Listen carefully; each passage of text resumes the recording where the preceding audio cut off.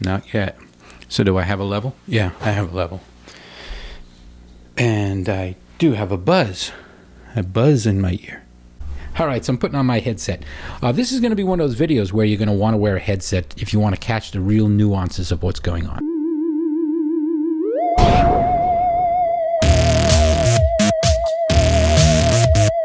So in today's video, I want to talk about a couple of common problems that generate buzz and noise and hum, or whatever you want to call it.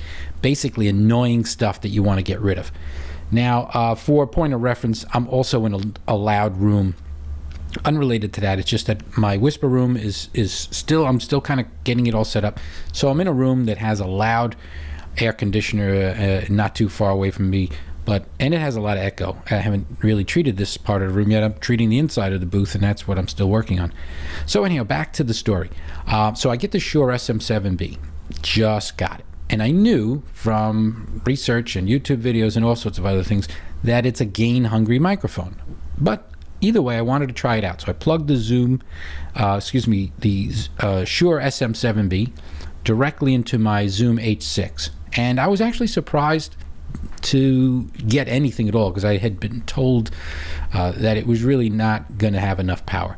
But I gave it a shot anyway, and it, you know, it had a pretty good sound, but it did have a lot of noise. It had a noisy floor because I was stressing the preamp that's built into the Zoom H6. And for what it's worth, the Zoom H6 is one of its biggest selling features is that it has very quiet preamps as compared to the older generations like the H4n.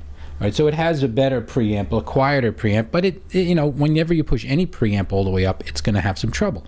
So I went out and I bought the Cloudlifter. When I bought the SM7B, I bought them together, and I plug them in, and you know, there's 20 dB there, but you need 60. So then I'm really pushing 40 out of my Zoom H6. And for what it's worth, I can dial this down a little bit. I'm just kind of stressing it because I want to demonstrate something in a little bit. And for the record, with the configuration I have in front of me, my Zoom H6 is only at a 2 out of 10. All right, so what I also did is I bought a tube preamp, inexpensive. It's like 50 bucks. So this was like 150, this is 400. Of course, the Zoom is like $350. So I have here an ART, that's Applied Research and Technology. They call it a it's called the Tube MP Studio.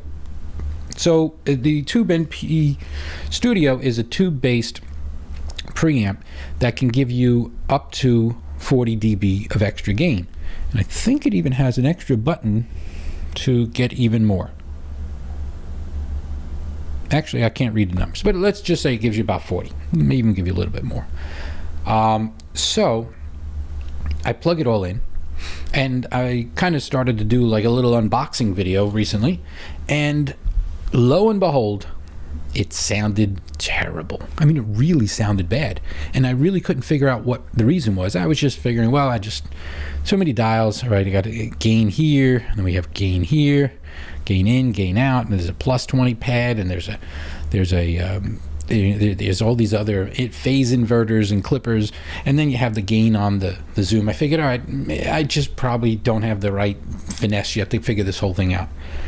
But as I started to tinker with it, it was still pretty bad. So this is what I discovered in my haste to put everything together.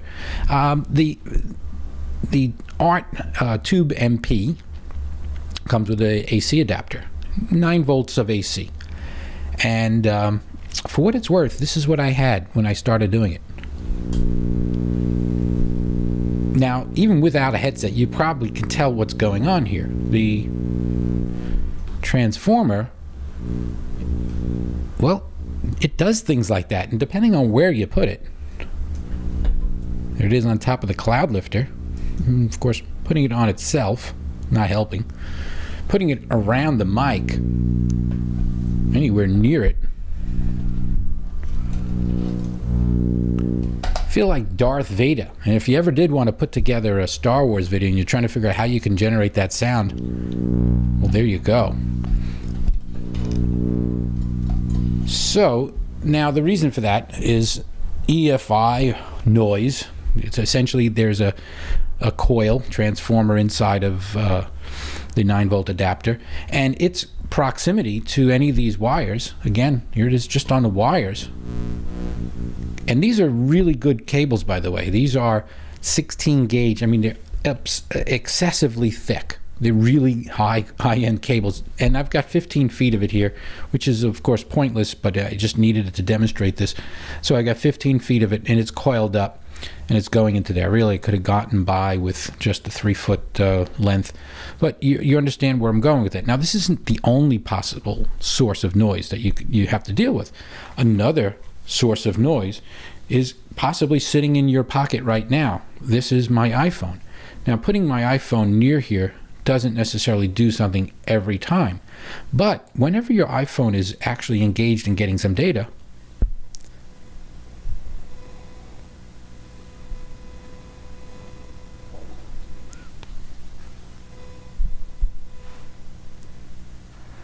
you see what it's doing? It depends on what you're doing. If you're not reading anything, if I'm, let's say, going on a web page, and I refresh it,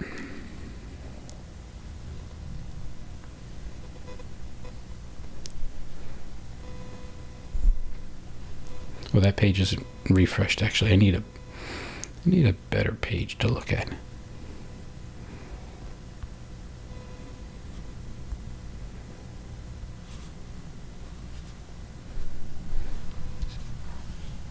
Okay, well, it is dependent on what you're doing.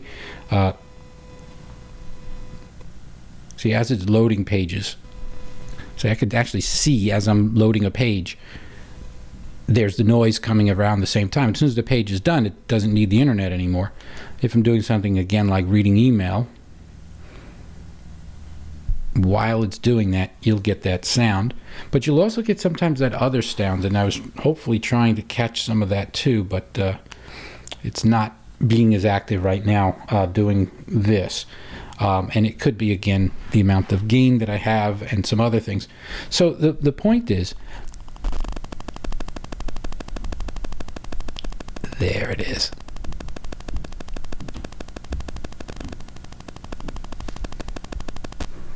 There.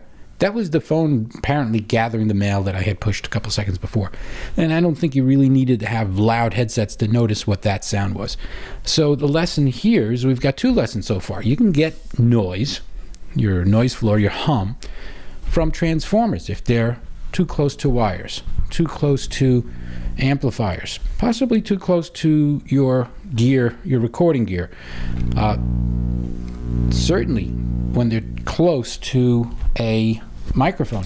But by the same token, even if you put your power stripped up, oh, phone is busy again.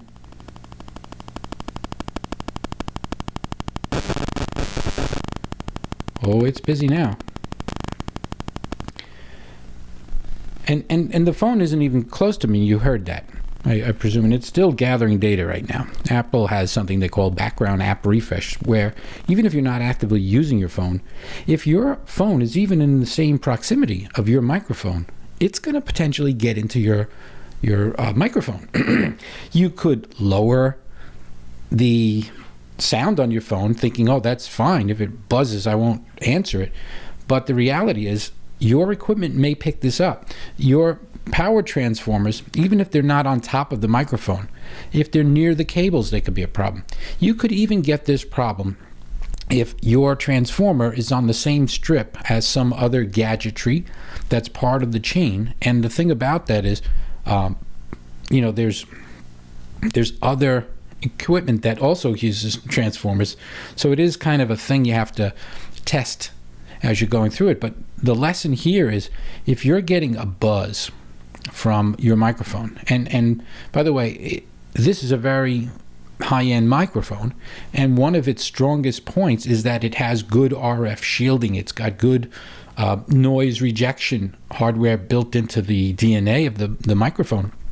But even with a microphone that's specifically engineered to eliminate certain types of interference, it can still pick up something. And I was floored when I saw what was happening, and I at first thought, oh boy, I spent $50 on this thing here, and it sounds like, you know, it's garbage.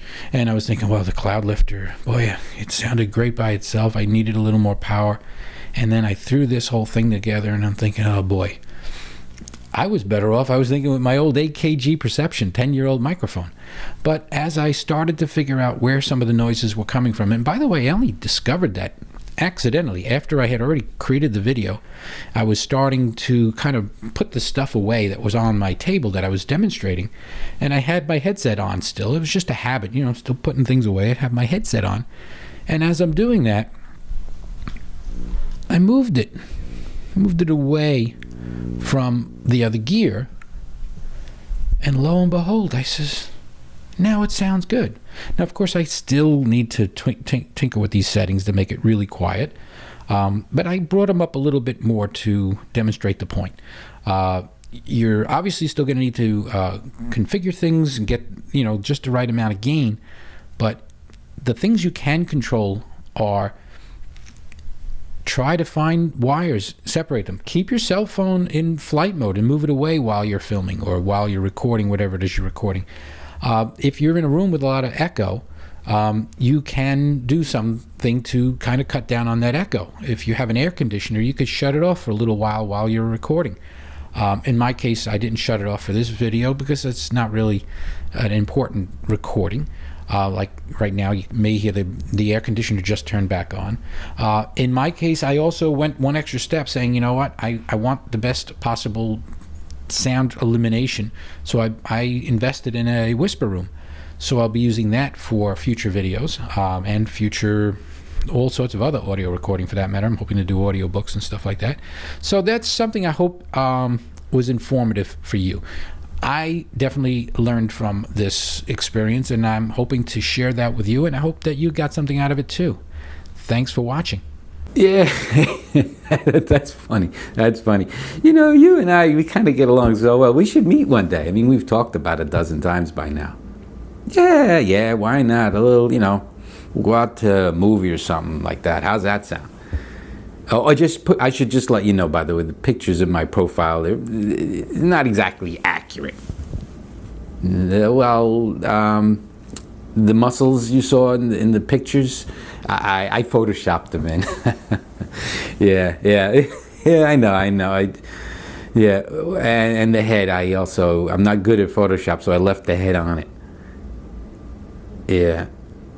No. Well, how about coffee? Oh, hey, sorry. Where was I? Oh, yeah. I hope you liked the video, yada, yada, yada. Hit like, hit share, hit subscribe, hit the bell, make sure everybody sees it, share it with your friends, and thanks for watching.